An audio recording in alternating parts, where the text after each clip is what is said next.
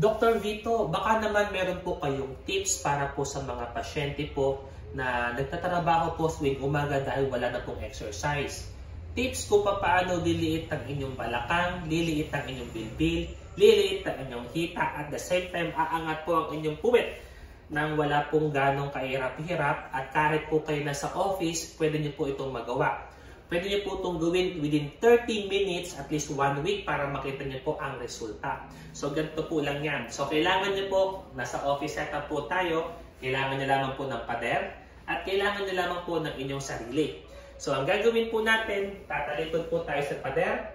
Dapat po yung ating paa ay nakalapat po sa mismong floor.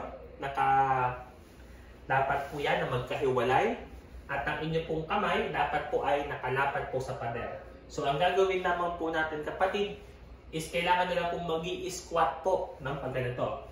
Yung naka-flex lang po ang inyong tuhod papunta pong pader. So, dapat nakalapat ang inyong kamay, ang inyong paa po nakalapat din po sa pader, at gagawin niyo po ito 30 minutes po pagdating niyo po sa opisina bago po kayo magpasok. So, pagdating po sa office, naka-time out, naka-timing na kayo ng maaga, so meron pa kayo 30 minutes niyan kung aagahan nyo. Kesa, kahit po kayo po ay naka-uniforme na, so, ganito gagawin natin, flex ang inyong, nakadapat ang inyong paa, ang inyong kamay sa pader, at i-flex nyo lang po para mag-squat for 30 minutes po dyan, bigli. So, ganito lang po ginagawa dyan. 1, 2, so 3. Kailangan po kasamahan nyo po ng bilang. 4, hanggang 10 po yan, kapatid, para po may repetitions. Yan po. Mapapansin niyo po dyan, kapatid, yung inyong pong hita po, mapapansin niyo po, para po sumisikip na po yung inyong muscle po dito, kasi po na-flex.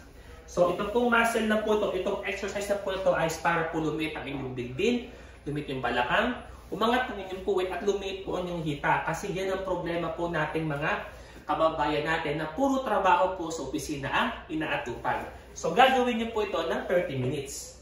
So, yan. So, repetition po. So, kung 1 to 10 na po ang kaya nyo, magkakaroon po kayo ng break. Make sure po, siniseryoso nyo po yung exercise. Yan. Para po pag-squat po yan, nandun po sa inyong pader. Okay?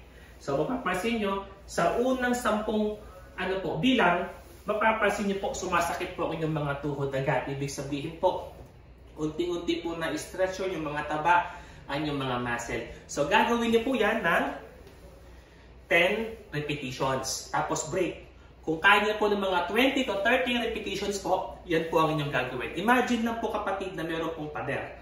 So, dapat nakalapat yung paa, yung kamay nyo po nakalapat sa pader, at mag-i-squat po kayo. Make sure po na ang inyong pong kamay, paa, ay nai-stretch po ng maayos. Okay? Ginapin din nyo po itong gawin sa opisina, kahit po kung nakabihis na po, nasa clinic, nasa hospital, maaari nyo po natin ito gawin. Mararamdaman nyo sa unang 10 pa lang, parang nai-stretch na po ang inyong mga binti, ang inyong mga hita, at ang inyong mga balakang. Okay? So, yun ang sekreto po, ha? Okay, ito po si Dr. Vito po ang nagbibigay sa inyo ng libreng payong medikal. Mapagpalang araw sa ating lahat.